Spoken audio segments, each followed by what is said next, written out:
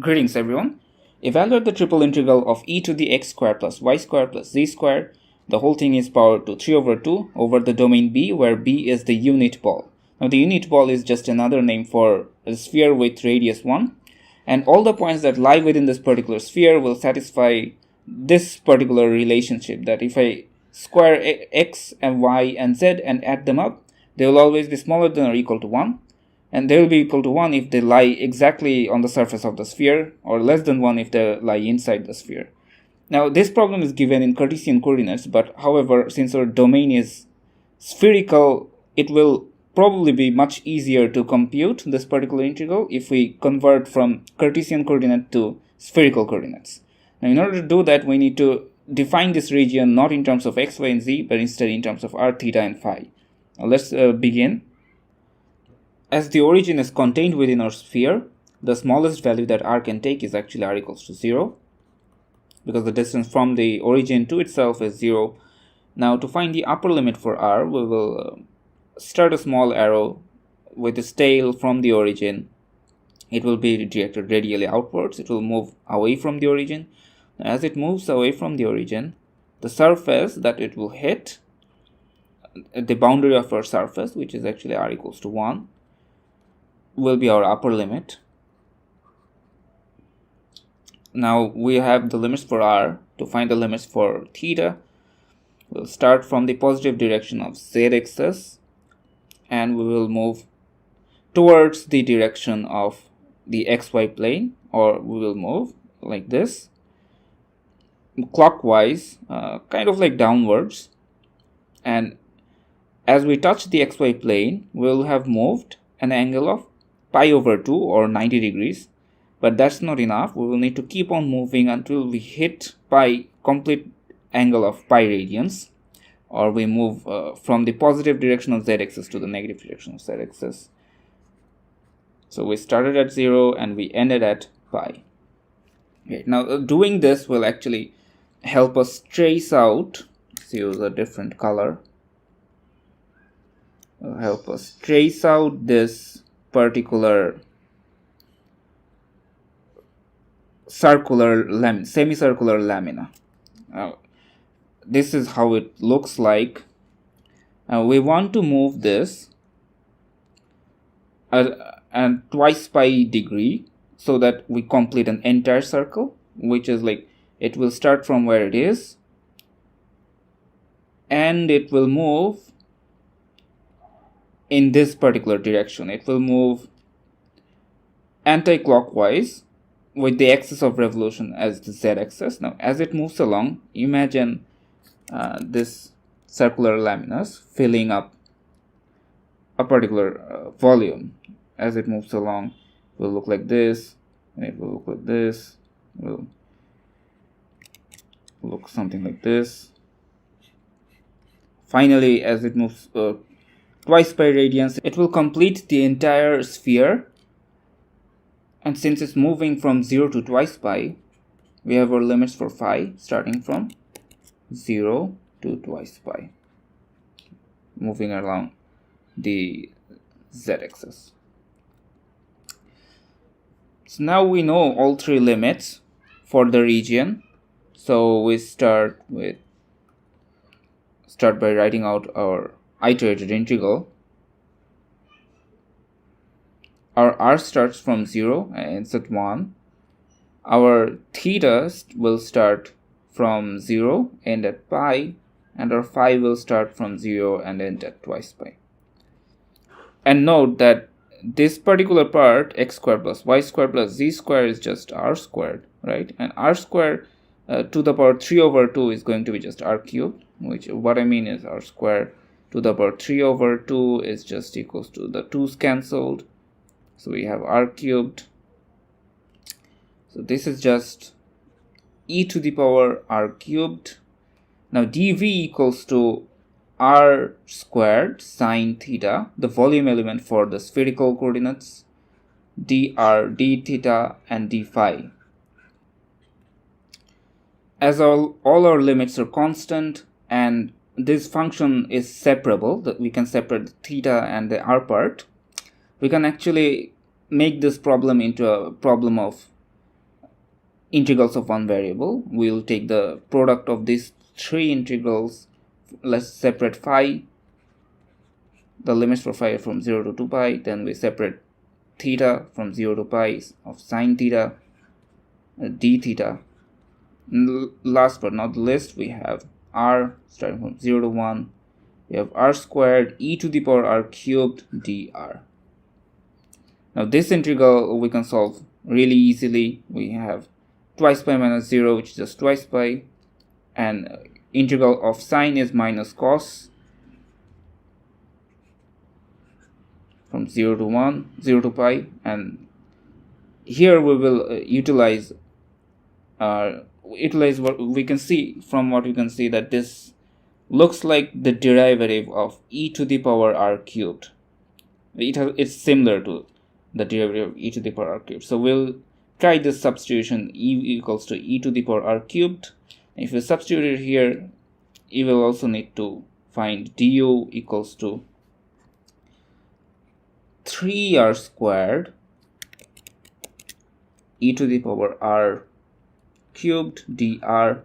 Now note that we need a 3 over here, so that means in order to keep our expressions equal, we need a divide by 3 as well.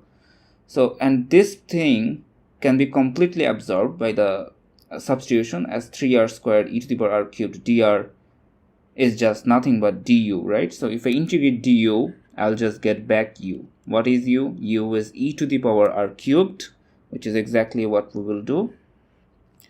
We'll have e to the power r cubed, and remember we put a 1 over 3 over here, so we'll have a 1 over 3. So e to the power r cubed will have the limits going from 0 to 1. These two, the limits for r. So now we have 2 pi over 3 and negative cos of pi, with negative is positive, so plus cos of 0. And e to the power 1 cubed is just 1, so you've got e to the power 1 minus e to the power 0.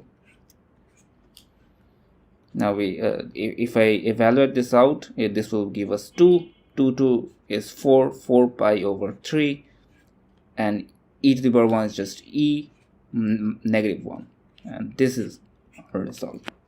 Use spherical coordinates to find the volume of the solid that lies above the cone z equals square root of x squared plus y squared, and below the sphere x squared plus y squared plus z squared equals z.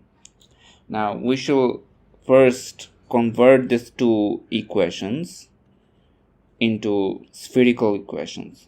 That is, let's start with x squared plus y squared plus z squared equals z. Now this part is clearly r squared, and we know that z equals r cos theta, and this part is just r cos theta, which is z, equals to the square root of x squared, which is r sine theta, cos phi squared, and we add y squared, which is r sine theta sine phi. We square it. Now if I simplify this a little bit, we'll get r squared sine square theta, and we can take cos square phi plus, we can factor cos square phi and sine square phi, just a simple algebra. So this is just the trigonometric identity, which will give us 1. And if I take the square root, now we'll have r sine theta. For any non-zero value of r, we can cancel r from both sides to get cos theta equals to sine theta. And this means that our theta is 45 degree or pi over 4 radians, which means that the angle subtended between the z-axis and our cone is actually pi over 4.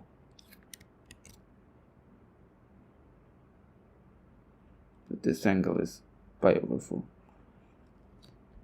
This will come in handy soon. So now we can start taking the limits for our problem. Now we start from the origin and draw out an arrow to find our limits for r. And since we start at origin and it's included in the volume of our solid, the smallest value r can get, or the lower limit of r, is actually 0. And then r is actually bounded by this function, the sphere, which is, we know that this sphere is, if I simplify this a little more, we'll get r equals to cos theta. This means that this particular sphere is just r equals to cos theta in spherical coordinates. So we will use that. So r equals to cos theta. Hence our upper bound is actually cos theta. But there is no way r can exceed cos theta if we are interested in the points within the solid. If we go beyond cos theta, like somewhere here, then it will not be, the point will not lie within our solid. So our upper limit is cos theta. Now we will form our slice. To do that, we need the help of theta. So we start our theta at 0, which is along the z-axis. Now as we move along towards the xy plane, our theta value increases. However, we can only increase up till theta equals to pi by 4, because we know that if I go beyond pi by 4, I will lie outside this cone, which will not be a part of our solid. It will be somewhere here. So pi over 4 is up how much we can subtend our theta, which is, so yeah, so we can start our theta from 0. The upper limit for theta is going to be pi over 4. Now let's focus on finding the phi integrals, the phi limits. Now the lower limit of phi is going to be 0, because we start from this particular slice and then we revolve completely to form this particular solid so that it's completely filled up, and we need to move a complete revolution, which is equivalent to 2 pi radians, 360 degrees, but we're in calculus, so we'll use radians, 2 pi radians. And here now we have the limits for all r, theta and phi. Now we are in a position to calculate our volume. Our volume is the triple integral over our solid, over the domain of the solid, which is the solid, which let's call that E, over the function 1 dv. Sometimes this one is not written. And in triple integral, in cylindrical coordinates, let's see the limit. We have our r limits from 0 to cos theta, and we have theta limits from 0 to pi over 4. Last but not least, we have our phi limits from 0 to 2 pi. And our volume element dv is equal to r squared sine theta dr d theta and d phi. Now note that our integrand, which is r squared sine theta, does not depend on phi, and the first two integrals do not have any phi dependence either, which means we can just split our integral into two parts from 0 to 2 pi. We can separate our integral. Of the first one we separate d phi, or just the phi integral. Now we do the other part, which is from 0 to pi over 4, from 0 to cos theta r squared sine theta dr d theta. Now let's do the r integral first.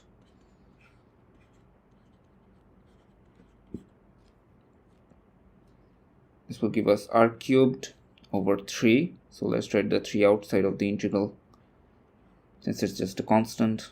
0 to pi over 4, which is the limit for theta. and we just keep sine theta as it is. The limits are from 0 to cos theta. Now let's evaluate this part up. We should have done this one step ago. Now twice pi, this integral will just give us twice pi, which is twice pi minus 0, which is also twice pi. And we have 0 to pi over 4. Now r cubed will become cos cubed theta sine theta. Now for 0, it's just 0 cubed sine theta, which is just 0. We don't need to worry about the lower limit. So now we have this particular integral. It's very easy to solve. We just choose u equals to cosine of theta, then du equals to negative sine of theta d theta. And you can see if we borrow a minus sign,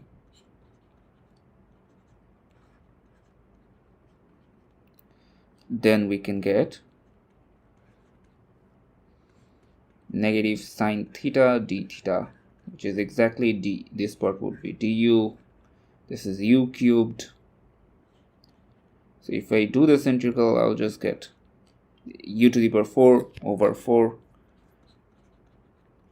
or it's better to write cos to the power 4 theta, because u is just cos theta. So u to the cos to the power 4 divided by 4 over the limit 0 to pi over 4.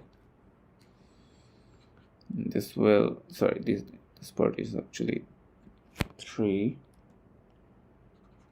So we have 4 can cancel out 2, we get negative pi over 6. Yeah, so we got 2 to 3. Now we have got cos to the power pi by 4. Now let's try cos pi by 4 to the power 4 is just 1 over root 2 to the power 4. If we evaluate this, we'll get half into half, or equals to 1 over 4. So let's not write cos anymore. 1 over 4 minus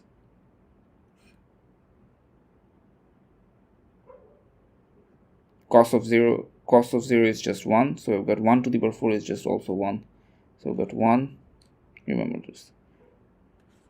Yeah. So if I do this, this part is negative 3 over 4, and if I multiply this two out, negative will make it positive. So we'll have 3 pi over 24. And this is equal to pi over 8, which is